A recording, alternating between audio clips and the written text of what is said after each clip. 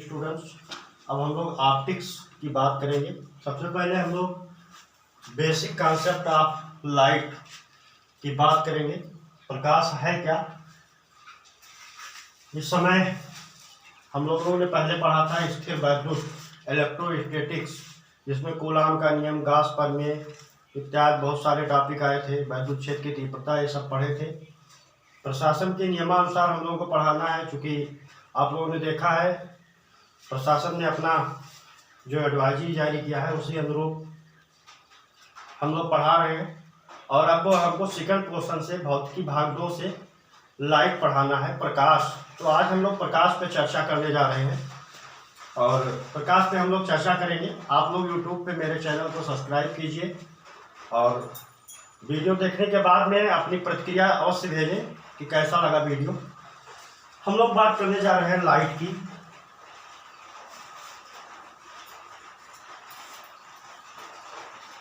प्रकाश आप लोग बहुत पहले भी पढ़ चुके हैं, कक्षा 6, 7, 8 में भी है प्रकाश। यहाँ पे भी हम लोगों को पहले इसके बारे में थोड़ा पढ़ लेना है, उसके बाद में इसके यहाँ पे इससे हमको बहुत बृहद टॉपिक का अध्ययन करना है, जिसमें हम लोगों को मिरर और लेंस दो होता है। प्रकाश में बहुत सारी घटनाएं भी हैं, पहले हम एक बार उनकी चर्चा कर लेते हैं। वैसे प्रकाश से संबंधित बहुत घटनाओं को भी हम लोगों को पढ़ना है।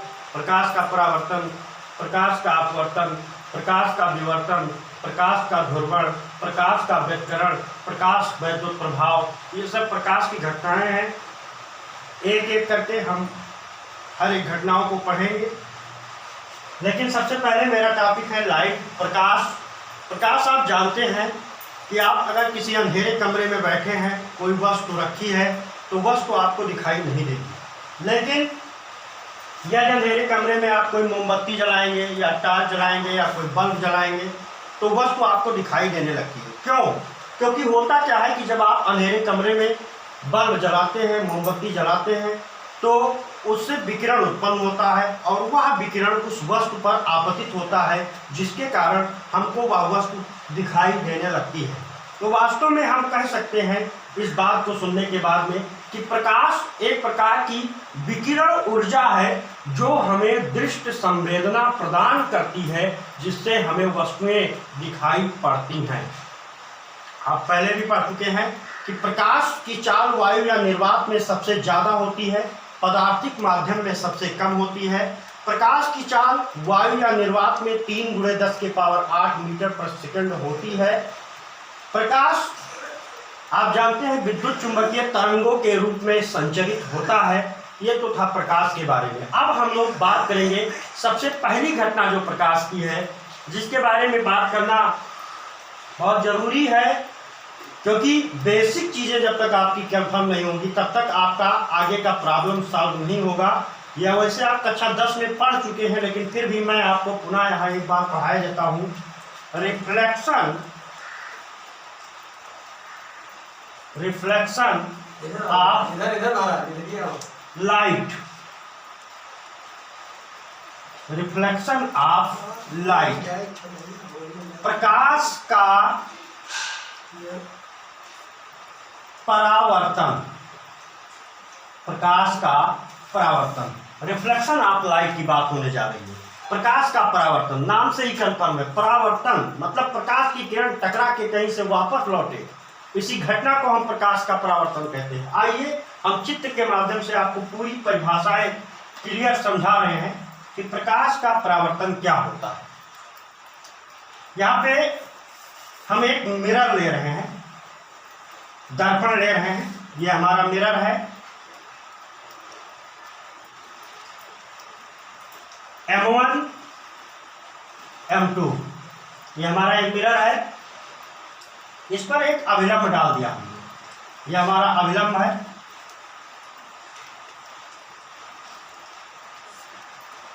ये जो बिंदु है, इस पर एक यहां से प्रकाश की किरण आती है और यहां पे पहुंचती है। ये जो प्रकाश की किरण है इसको हम बोलेंगे आपतित किरण। और ये जो कोण बन रहा है, इस कोण को हम कहेंगे आपतन कोण। आपतन कोण, आपतन कोण को आई से लिखेंगे। अब ये प्रकाश आ रही है, आने के बाद यहां टकराती है, इस बिंदु को हम बोलेंगे, जिस बिंदु पे आती है आपतन बिंदु, और यहां पे टकरा करके फिर क्या होती है, ऐसे वापस लौट जाती है। तो जो वापस लौटते हैं इस प्रकाश को हम बोलेंगे परावर्तित किरण, और इसको हम बोलेंगे परावर्तन कोण, और परावर्तन कोण को लिखेंगे R से। देखिए एक मिरर है M1 M2, इस पे प्रकाश की किरण आ रही है, आपतन बिंदु पे टकरा करके और फिर उसी माध्यम में वापस लौट जा रही है। अब इसको देखने के बाद में हम डिफिनीशन बड़े ही आसानी के साथ बोल सकते हैं चित्र से। क्या बोल सकते हैं कि जब कोई प्रकाश की किरण किसी चमकदार चिकने पॉलिश वाले सतह के किसी बिंदु पर आपतित होती है तो उसका अधिकांश भाग उसी माध्यम में वापस लौट जाता है। इसी घटना को हम प्रकाश का परावर्तन कहते हैं। प्रकाश का परावर्तन क्या है? तो जब कोई प्रकाश की किरण किसी चमकदार चिकने सतह पर आपतित होती है तो उसका अधिकांश भाग पुनः उसी माध्यम में वापस लौट जाता है। प्रकाश में होने वाली इस घटना को हम प्रकाश का परावर्तन कहते हैं। प्रकाश के परावर्तन के दो नियम हैं। दो नियमों की बात हम कर लेते हैं। दोनों नियम बहुत ही सिंपल हैं, बहुत सरल हैं। पहला नियम क्या है? तो पहला नियम चित्र में आप लोग ध्यान से देखिएगा। आपतित किरण आपतन बिंदु पर अभिलंब तथा परावर्तित किरण तीनों एक ही तल में होते हैं। आपतित किरण आपतन बिंदु पर अभिलंब तथा परावर्तित किरण तीनों एक ही तल में होते हैं। देखिए ये ऊपर वाला तल है और ऊपर वाले ही तल पे क्या है? आपतित किरण आपतन बिंदु पर अभिलंब और परावर्तित किरण तीनों एक ही तल में है। दूसरा नियम क्या कहता है? दूसरा नियम है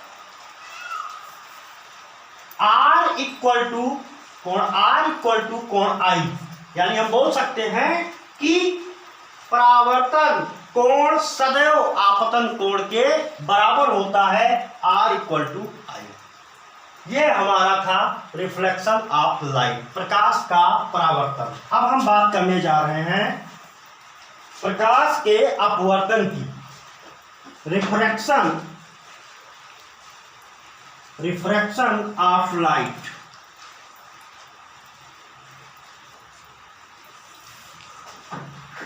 प्रकाश का अपवर्तन। देखिए परावर्तन और अपवर्तन में अंतर है। परावर्तन का मतलब टकरा के वापस लौटे, अपवर्तन का मतलब एक मीडियम से दूसरे मीडियम में, एक माध्यम से दूसरे माध्यम में जाए प्रकाश। आइए यहाँ पे भी बात करते हैं। ये एक रेखा हमने खींच दिया है, इसके ऊपर क्या है? वायु है, और इसके नीचे जो है कांच है। ऊपर वायु है, नीचे कांच है। ये रेखा जो है दो माध्यमों की सीमा पृष्ठ है, यानी इसके ऊपर वायु है, नीचे क्या है? कांच है। इस पर हमने एक अभिलंब डाल दिया। अभिलंब, ये हमारा अभिलंब हो गया। अब देखिए इसमें होता क्या है? इसमें ऊपर जो वायु है उसके अपवर्तनांक को n1 मान लिए, नीचे जो कांच है उसके अपवर्तनांक को n2 मान लिए। यहाँ पे एक प्रकाश की किरण आती है। ये जो प्रकाश की किरण आ रही है इसको हम बोलेंगे आपतित किरण, और जो कोण बन रहा है इसको हम आपतन कोण बोलेंगे। जैसे पहले बोले थे I, अब ये I आने के बाद इसको ऐसे चला जाना चाहिए था, लेकिन ऐसा नहीं हुआ। ये ऐसे नहीं गई, ये क्या हुआ? थोड़ा सा विलंब की ओर मुड़ के गई, यानी इस तरीके से गई। तो जब इस तरीके से गई तो यहाँ पे अविलंब, और ये आपका जो है इसको बोलेंगे अपवर्तित किरण। इसके बीच में जो कोण बनेगा इसको अपवर्तन कोण बोलेंगे R। अब देखिए परिभाषा कैसे बोलेंगे। जब कोई प्रकाश की किरण एक माध्यम से दूसरे माध्यम में जाती है तो उसके वेग और दिशा में परिवर्तन हो जाता है। देखिए वेग सीधे जाना चाहिए था, दिशा सीधे जाना चाहिए था, थोड़ा मुड़ गई। अब वेग में कैसे परिवर्तन हो गया? तो वेग में परिवर्तन को हम आपको ऐसे बता रहे हैं कि ये समझ लीजिए आप कि लाइट की जो स्पीड होती है वो सबसे ज्यादा वायु और निर्वात में होती है। पदार्थिक माध्यम में प्रकाश की चाल कम हो जाती है। क्यों? क्योंकि पदार्थिक माध्यम में कोई भी जो पदार्थ होता है वो छोटे छोटे कणों से मिलकर बना होता है। पदार्थिक माध्यम में के प्रति एकांक आयतन में जो कणों की संख्या होती है वो बहुत ज्यादा होती है, यानी सघन होते हैं। और जब सघन रहेंगे तो उसमें प्रकाश को चलने में दिक्कत होगी, इस कारण उसकी स्पीड लो हो जाएगी, डिक्रीज कर जाएगी। यानी सबसे ज्यादा हाई स्पीड प्रकाश की होगी तो निर्वात में होगी। निर्वात और वायु में लगभग इसलिए मान लिया जाता है समान, क्योंकि वायु के कणों का जो मास होता है वो लगभग नागण्य होता है, इसलिए हम वायु में भी प्रकाश की चाल को निर्वात के बराबर ही मान लेते हैं। तो जब प्रकाश की किरण एक माध्यम से दूसरे माध्यम में जाती है तो उसके वेग और दिशा में परिवर्तन हो जाता है। प्रकाश में होने वाली इस घटना को हम प्रकाश का अपवर्तन कहते हैं। अब देखिए, अपवर्तन के भी दो नियम हैं। कुछ लोग इसको 3 नियम बता रहे हैं, कुछ किताब वाले 3 नियम लिख देते हैं, लेकिन ऐसा कुछ नहीं है, 2 ही नियम है। वो 3 नियम लिख करके केवल हमको डिस्टर्ब करते हैं पढ़ने में। 2 नियम क्या है? तो पहला नियम आप सुनिए ध्यान से। पहला नियम है आपतित किरण आपतन बिंदु पर अभिलंब तथा अपवर्तित किरण तीनों एक ही तल में होते हैं।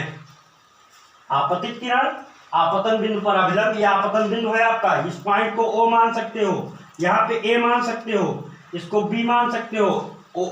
AO क्या है? तो AO आपतित किरण है। OB क्या है? तो OB आपका अपवर्तित किरण है। अब यहाँ पे देखिए, आपतित किरण आपतन बिंदु पर अभिलंब तथा अपवर्तित किरण तीनों एक ही तल में होते हैं। और दूसरा नियम आपका है, ये फर्स्ट लॉ हो गया। सेकंड लॉ आपका कहता है साइन I बटे साइन R बराबर होता है 1n2 या n2 बटे n1 बराबर होता है कांस्टेंट यानी नियतांक। ये साइन I क्या है? तो ये साइन I है आपतन कोण की ज्या, दूसरा नियम सुनिए ध्यान से, आपतन कोण की ज्या तथा अपवर्तन कोण की ज्या का अनुपात एक नियतांक होता है, जिसे हम पहले माध्यम के सापेक्ष दूसरे माध्यम का अपवर्तनांक कहते हैं।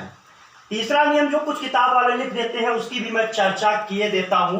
तीसरा नियम बहुत सिंपल है, बहुत ही आसान है, 2 नियम आप देख ही रहे हैं। तीसरा नियम केवल इतना है कि जब प्रकाश की किरण एक माध्यम से दूसरे माध्यम में जाती है तो उसके वेग में परिवर्तन होता है, लेकिन उसकी आवृत्ति नहीं बदलती है, आवृत्ति उसकी नियत रहती है। आवृत्ति का मतलब आप जानते हैं, आगे हम चर्चा करेंगे आवृत्ति के बारे में। तो ये आपका था प्रकाश का परावर्तन और प्रकाश का अपवर्तन। वीडियो को आप लाइक करके और कमेंट हमको जरूर लिख के बताइए कि कैसा लगा।